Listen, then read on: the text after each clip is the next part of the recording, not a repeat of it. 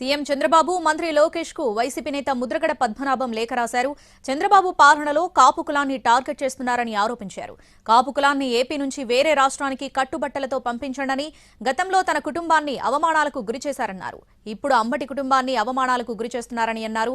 కాపు కులం చంద్రబాబు మీద కోపంగా ఉందని, డిప్యూటీ సీఎంపై ప్రేమతోనే మీకు మద్దతిచ్చారని లేఖలో పేర్కొన్నారు.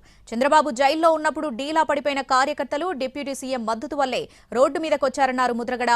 గాడి తప్పిన రాక్షస పాలనలో దహనకాండ చూస్తున్నామన్నారాయన. మాజీ మంత్రులను అవమానించడం ఎంతవరకు న్యాయమని ప్రశ్నించారు. తిరుమల లడ్డు విషయంలో మీరు చెప్పింది అబద్దమని తేలడంతో అబద్దాన్ని కప్పిపుచ్చుకోవడానికి పాటలు పడుతున్నారని విమర్శించారు.